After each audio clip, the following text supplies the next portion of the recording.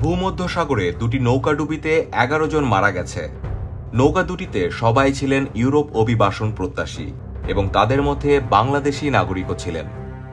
ভূমধ্যসাগর সংলগ্ন ইতালির দক্ষিণ উপকূলে সোমবার এই নৌকাডুবির ঘটনা ঘটে। জাতিসংঘের সংস্থাগুলো বলছে নৌকাডুবির ঘটনায় ৬৪ জন নিখোঁজ রয়েছে।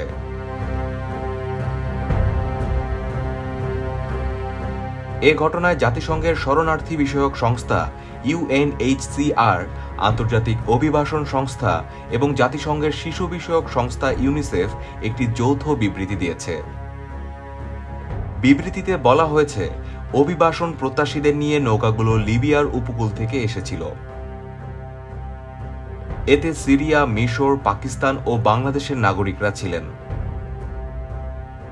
আল জাজিরার এক প্রতিবেদন থেকে জানা যায়, জার্মানির দাতব্য প্রতিষ্ঠান রেস্কিউ শিপ সোমবার ডুবতে থাকা একটি কাঠের নৌকা থেকে ১০ জনের মরদেহ উদ্ধার করেছে। এ সময় ৫১ জনকে জীবিত উদ্ধার করা হয়। ভূমধ্যসাগরে ইতালির লাম্পেদুসা দ্বীপের উপকূলে এ ঘটনা ঘটে।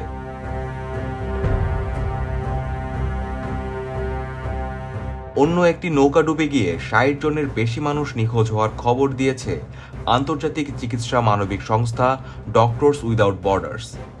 আশঙ্কা করা হচ্ছে নিখোঁজদের মধ্যে ২৬টি শিশু রয়েছে।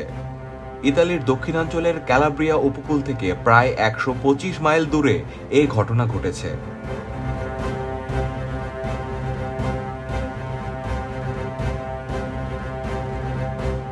IOM এর মিসিং মাইগ্রেন্টস প্রজেক্টের মার্চ মাসের রিপোর্ট অনুযায়ী উত্তর আফ্রিকা থেকে দক্ষিণ ইউরোপ পৌঁছানোর চেষ্টা করার সময় গত এক দশকে ভূমধ্যসাগরে ২৭,০০০-এরও বেশি মানুষ মারা গেছে।